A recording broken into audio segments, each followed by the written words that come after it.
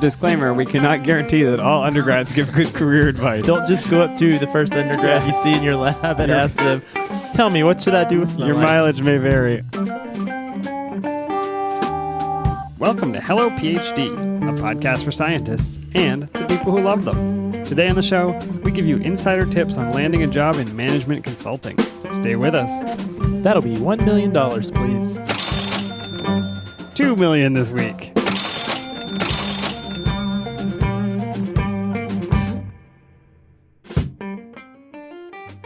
We are back.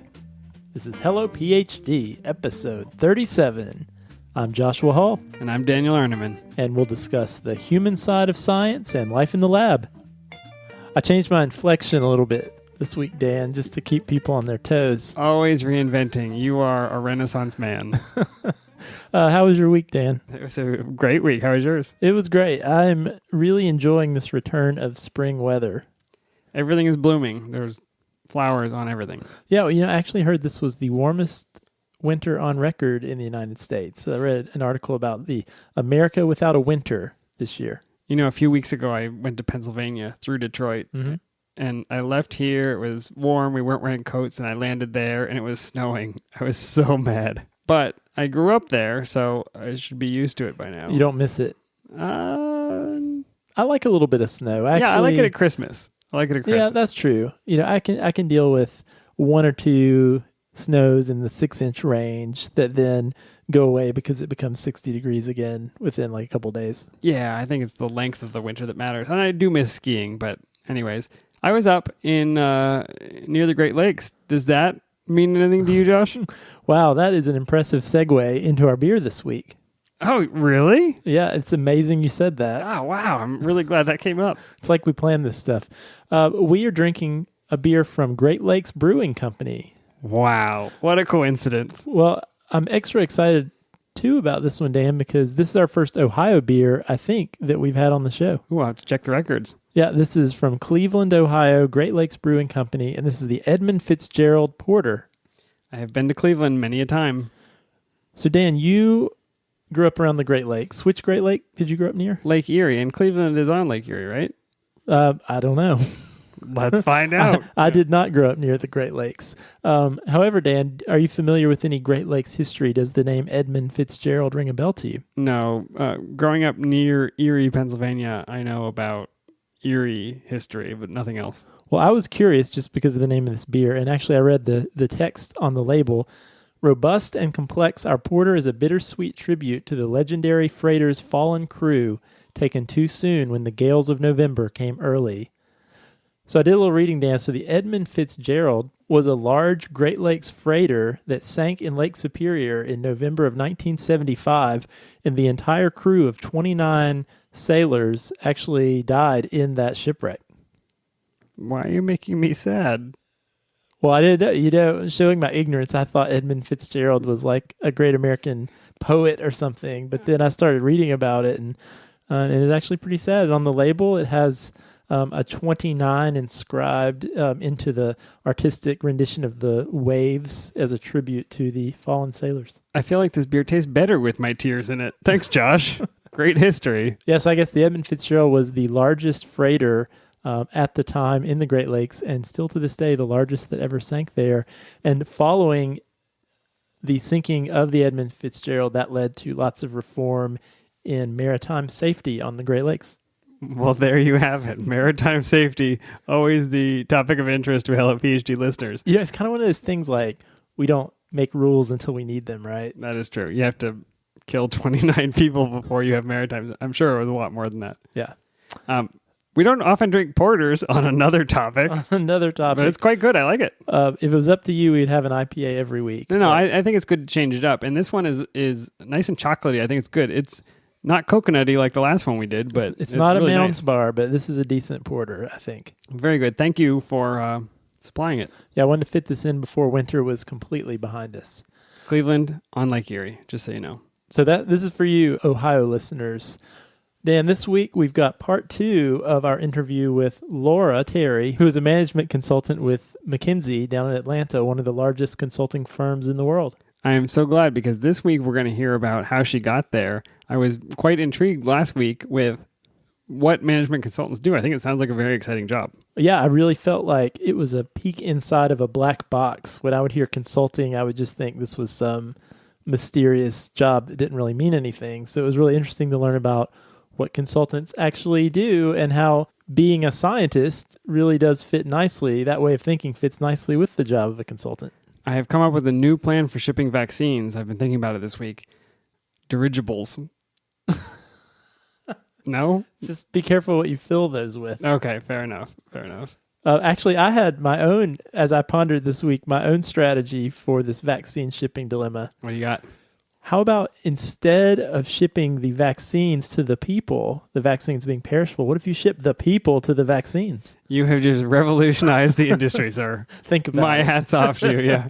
Drones will all just come flying with needles at us. That's another option. Kids will love it, yeah. So let's find out how she got into this position and how we will be rejected if we ever apply. Yeah, I think this is an interesting topic for our listeners because this week we're going to really delve into how Laura, who was completely on the faculty track for the majority of her training through undergrad, graduate school, even her postdoc, when she entered her postdoc, her career goal was to be a tenure track faculty member. So I think it's really fascinating to hear from her about what that transition off of the tenure track was like, because we've talked about before how that can be a trying decision to make. But then also, Dan, in this conversation, I think there's some great tips for people who might be interested in pursuing that path to help them really go that route if that's something they're interested in. And one last point, even if you're not interested in management consulting, I think some of her advice is good for any kind of career you're going into because she really does take all the right steps. Absolutely. Let's take a listen. So tell us a little bit about what that transition was like. How did you go from being gung-ho, wanting to be a faculty member, to being a management consultant? Sure. A couple of things happened for me. I spent, my graduate life really wanting to be in academia, loved research, had a fantastic experience at Vanderbilt. So I went to Princeton, did a postdoc there, and I was a couple of years into my postdoc when a few things happened. The first is that I started teaching. So I got outside of the lab and I realized that there were other parts of academia that excited me a little bit more than being a PI. Gasp. There are things outside of the lab. Please take note, everyone listening. How did you get out of the lab? Just kidding. Honestly, shoot her arm off. I did not tell my PI the first semester that I was teaching. He found out at the end of the semester. It was the ask forgiveness, not permission strategy. I think I have delivered that advice. You always tell people to actually ask first, but ask first, and then if they say no, recognize that it is you have the right to do that. Your manifest in destiny. Your training, and NIH agrees with that actually. So, well, she begged forgiveness rather than asking permission, and now look at her. Achieved her dream. Okay, go ahead. Sorry. Yeah. So I figured out that I love teaching. I also really started to love academic administration. I don't think there are a lot of people who think now we're talking. Being a dean is exciting, but it actually world. became really exciting to me to think about the sort of the business and management side of running a university. That got me curious. It's such an important question, and I wish more really good, talented, innovative people would go into that part of the business because obviously there are some problems at very high levels in universities, but cool that it kind of appealed to you, and I'm starting to get a sense of where this may have taken you. Yeah. So the third thing that happened was I was mentoring a student in the lab who was a biology and finance double major, and he was interviewing for consulting jobs. So at this point, I'm 31 years old. I had never heard of McKinsey. I didn't know what management consulting was. I like to tell people I didn't read the Wall Street Journal because it didn't have comics. Fair enough, yeah. So my only business knowledge was Econ 101, which I took when I was, a freshman in college to fulfill a requirement. Yeah, a requirement, of course. So zero business knowledge, but I've got this undergraduate who's really passionate about consulting and science, and he starts telling me that there are companies that hire people like me, people with PhDs, people with no business experience, and will actually bring them up to speed on business and put them in interesting settings. So I'm actually loving that you were getting career counseled by an undergraduate in your lab as a postdoc. Yeah, I got career advice from, a 21-year-old in my lab. But it turned out to be fantastic career advice, right? He challenged the way I thought about my job. disclaimer, we cannot guarantee that all undergrads give good career advice. Yeah, be very careful about, don't just go up to the first undergrad you see in your lab and ask them, tell me, what should I do with my Your life? mileage may vary. Okay. So it worked out for you, though. And he was applying and interviewing and thinking about it. How did you say to yourself, this is something I want to do, or did somebody contact you? So I got curious and did what I think a lot of people might do and turned to the internet, right? Did some reading about different companies that hire PhDs. I'm still a science nerd, so I read a book as well about consulting careers and how to prepare for them. And I ended up applying for a workshop. So I found that McKinsey and some of the other big consulting firms hold a workshop to inform PhDs about this career choice. So my actual job story is that I applied for a workshop. I got a phone call 3 or so days later saying, we'd like to just interview you for a job. Forget about the workshop. You're kidding me. So, wow. McKinsey is looking for people, right? Because they wouldn't be holding a workshop and spending money if they didn't want PhDs. Correct. They're actively out there doing it. Number 2, what is the book? Because it sounds like it gave you some good prep. The book is called Case in Point. It's something that a lot of people read when they're preparing for consulting interviews. Okay. When they called you and said, we'd like to interview you, you were like, oh, good. I'm glad I read this thing. Well, when they called and invited me to interview, I had probably no idea what I was getting into. The job interview is really different than any other job interview I'd ever been to before, which of course was just postdoc and grad school interviews. Yeah, it's a pretty small subset of the types of job interviews. You know, I had done some internet-based research. I had read a book, and I started meeting people on campus. I found a consulting club at Princeton for graduate students who were interviewing for different types of consulting jobs. And I started practicing with them. So I found buddies who would give me a practice interview, and I would return the favor. I don't know how you find these people, Josh, but you're finding all the people who do the career search exactly the right way. You put yourself out there. You didn't wait until something kind of landed in your lap. You learned as much as you could. You found people to support you. It sounds like it's the exact right way to go. Did you take the interview and then it was just like, okay, you're hired? No problems? So I had 3 rounds of interviews. So it was quite a lot of hurdles to jump through. And I got to the end of it and honestly wasn't expecting to get a job offer. And so I sat on that job offer for almost a month. It was a very, very generous job offer, really exciting opportunity, right? Fantastic company to work for. But I spent a lot of time thinking about this decision. Do I want to walk away from the research bench? Gosh, I've been doing research for more than a decade, right? That seems like a lot to give up. And I was thinking about it as giving up that part of myself. And that was really tough. Yeah, a few weeks ago we talked about how your identity becomes, I am a research scientist, and people go through these very emotional stages when they're quote-unquote leaving that. So what ultimately led you to making the decision you made? A couple of things. One was some advice from a neighbor who lives up the street from my parents. Was it an undergrad? It was not an undergrad. This time it was a high school student who lives down the street from my parents. Jimmy, what do you think about my career? No, this time it was a retired banker who advised me that there was no wrong move here, right? McKinsey was the sort of career where I could get a job doing almost anything with this on my resume. That it was a fantastic way to go and learn a really different set of skills and would open a lot of doors. Yeah, that makes a lot of sense. It's a kind of no loss. And so I guess following up on that, now you've had the benefit of, you made the decision you made, 3 years have gone by. Yep. Mm-hmm. So what do you think now? Did you make the right choice? I think I did. So I think of this as basically doing a postdoc in business, right? I committed myself to learning something new and different and developing a unique set of skills over a couple of years' time. So now I've got this fantastic set of business skills, and I feel like I've opened 1,000 doors. Now, I do want to point out that, the calculus as a PhD coming into this sort of career involves closing one door. Right? It would be really hard for me to go back and be a PI right now. I would probably have to do another postdoc, right? I'd have to start a new research program. But I'm okay with that because the trade-off is I've opened so many other doors that I didn't previously have access to. Yeah, it makes sense. And so it is a transition, maybe tough to go backwards on that road.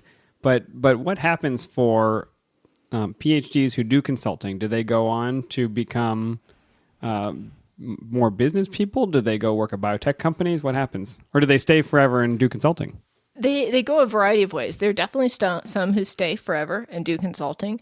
There are a lot who get hired by the clients we work for, right? I mean, one of the things that our clients like is they can sort of get to know you, see your skill set, and if it's a good fit for them, sometimes they'll hire you. So what do you see your future being? I mean, do you see consulting being a long-term career for you, or? I think there are a number of different places I could go, right? If I want to stay with McKinsey, there are a couple of options internally. One is to continue to pursue being a partner, so developing clients and bringing in new business to McKinsey. Another option is to go on more the research or the administrative side, right? We spend a lot of time on knowledge development and on people development, right? I mean, somebody trained me as a PhD to know something about business, right? So there's an administrative side of the work as well. If I were to leave McKinsey, I think I have a lot of opportunities, especially anywhere in the pharma or med device or healthcare industries. Right? I've got a fantastic mix of academic research experience and business training to bring to the table. Did you have any of your colleagues or your PI who didn't even know you were teaching at the time? Did they say, "Oh, I can't believe Laura would go do this"? I definitely had that experience, right? I had one of the professors that I worked with quite closely who said, well, I wouldn't make that career decision, but it's your life. That was the advice kind of turned got. up his nose at it, or? Yeah. But it's a relationship that I still have intact today, right? And it turned out to be a great decision for me. Did anybody tell you were making a mistake, a career mistake? There were plenty of people who pointed out that I was giving up the professor dream that I had had for a long time. But I already knew that for myself, and I was okay with that decision. Yeah, that makes sense. You did it in stages. So I think the last question that came to mind is most of our listeners are grad students, postdocs, trainees who are thinking about their careers. What advice would you give to someone listening who might be considering a consulting career already, or you've piqued their interest in looking into that path? What advice do you have for them? A couple of things. The first is to get outside the lab. And that's true for any career that you're potentially considering, even an academic one, right? You need to develop skills in leadership and teamwork and problem solving that are independent of your research work. Hear, hear. Can we ring a bell or something so people recognize that this is very valuable advice? You need extracurriculars, to balance your skill set, to keep you happy, to learn new things that you can't learn in a research lab. Hate to break it to you, but you can't learn everything from your PI that you need to for life. And this is not just resume padding. This is like you actually need to develop the life skills. Yeah, and it can be simple things, right? It might be taking a leadership position as the head TA for a course. It might be running your department seminar series or setting up a recruiting event if you want to keep it sort of close to the science home. It might be volunteering at a totally different organization off campus or getting involved in a startup in your community. But you need to do things to broaden yourself beyond having a science and nature paper. Yeah, and it sounds like some of that is not just to pad your CV and be more competitive for jobs, but just to have that self-awareness to even know what it is that might be a good fit for you. I think trying other things, Josh, will help you understand what skill sets do you really have. I mean, you could put on your resume that you're really good at Western blots, but that's probably not going to get you a job, right? What's going to get you a job is being able to manage a team through a challenging situation, being able to organize an event that involves bringing together people from different backgrounds, right? So you need things that are outside the lab to help you understand what skills you really have. Being really good at Western blots might get you a job, but it's probably not going to be a very fun job, right? You're going to just be given Western blots to do. Clearly, you can tell that I don't miss the Western blots. Yeah. I hated Western blots. So what else? Start to find people who will support you. And that may not be within your lab, but there are certainly people at your university or in your community who will help you develop these skills. A lot of universities might have a consulting club, either for undergraduates or for graduate students. And if you are interested in consulting, that's a great way to meet other like-minded folks. Oh, that's great advice. And also, yeah, we'll make sure we post a link to the Case in Point book in the show notes if anybody wants to check that out. How come your undergrad gave you career advice and my undergrad just played with parafilm balls? What did I do wrong? I don't know, but I got to give a shout out to Bam for that one. Okay, well, thank you, Bam. That was good advice, and it seems to have turned out well. Laura, thanks for coming. And the other advantage of you traveling for your job is you happen to be in North Carolina, so you could be here in the studio with us for this interview. Thanks for stopping by and for answering all of our delving questions. And it was also fun reliving all of the fun times we had back as undergrads in the research lab, staying up late and having pipetteman battles. And let's do a podcast about that. Josh, 15 years ago in the lab, I got the dirt. And I lived to tell the tale. Probably gave great career advice. All right. Well, thanks so much. Thank you, guys. That was our interview with Laura. I am very excited. I'm really glad that we got to talk to her and share that. It was such a mystery to me, and she really made it very clear. And I loved what she talked about, Dan. She really echoed a lot of the things that I feel like we hammer over the head so many times on this show, and that is how important it really is, no matter what you do, to take some time during your training to think about what are the things that I want to do, getting these experiences outside of the lab, beyond just your bench work, how really those are the things that set you up for success no matter what career you pursue. Yeah, if she had been totally passive during her training, she would maybe be a faculty member and maybe be happy at it. But it sounds like she's really getting a lot of incredible experiences, a lot of extra training that she never would have had. So, yeah, it's important to do it now. It is. And I think, I share a very similar story, and I think to a certain extent you do too. I think there's something to be said for just being open when opportunities come along. Have these set career goals in mind, and that's great. But being willing to make a jump when the right opportunity comes along, I think, can be really important. So you're ready to invest in my dirigible vaccine delivery company? I have a few questions before I open my checkbook. Okay, very good. Well, maybe you will have success at this week's etymology puzzle. Are you ready, sir? I'm ready. The clue last week was this geological period was dominated by ancient life forms like trilobites, fish, and early dinosaurs. This is not my area of expertise, Dan. Yeah, geology is a tough one, isn't it? What about Mesozoic? Is that a geological period? That is a geological period, but Meso, if you remember, is middle. That's the one in the middle. That's why I want ancient. You have anything that means ancient or old? You're so close. Oldozoic. You're so close.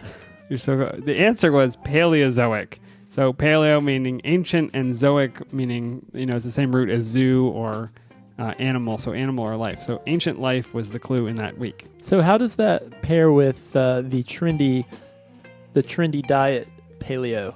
I am so glad you asked. It doesn't, I guess. I think people are trying to aim for foods that we evolved eating rather than foods that came through agriculture. Although I know some paleo people who eat compressed whey protein bars, and I'm pretty sure... Just like our caveman ancestors. Were not eating those. No, it doesn't make any sense to me. Hey, nothing but wild berries and soy protein powder. Oh, soy. Yeah, they loved the soy. Loved soy protein. Yeah. Very good. Let me give you the clue. We apologize to any of our listeners who follow a strict paleo diet. No, if you're doing it, fantastic. I think it's actually quite good for you. And Dan, I think we had a winner this week. We had Nicholas from Ohio University who got the puzzle correct, so we'll send him an Amazon gift card. Good job, Nicholas. The clue for next week, now that we're off topic, is these nocturnal primates are the ghosts of Madagascar. One more time. These nocturnal primates are the ghosts of Madagascar. Remember, I'm looking for a scientific word described by the clue, and once you get it, you'll find the literal meaning of that science word is a phrase in the clue itself. If you think you know the answer, email it to puzzle@hellophd.com, and I will randomly select a winner from all the correct responses and send the lucky puzzler to the Amazon River Basin. Nope, just a gift card. And if you don't know the answer, send Dan an email anyway. Yeah, I do like to hear from people. Yeah. I'm so bored all the time. I just need more email. Yeah, that reminds me, we do love hearing from our listeners. That is actually true, yes. It's been really cool. I feel like we've gotten meet virtually, at least, a lot of different people in a lot of different places who are listeners. It means a lot to us to hear from you guys. We do this week after week. We're just kind of sitting here with headphones and microphones, and it would be great if you like the show, if there's something that you enjoy listening to, or you just want to reach out and say hello, we would love to hear that. You can also leave us a review or a rating on iTunes, Stitcher, wherever you hear it. We love to read those, and it really helps other people to find the show. Very good. And you know that this past week we crossed another milestone, don't you? What is that?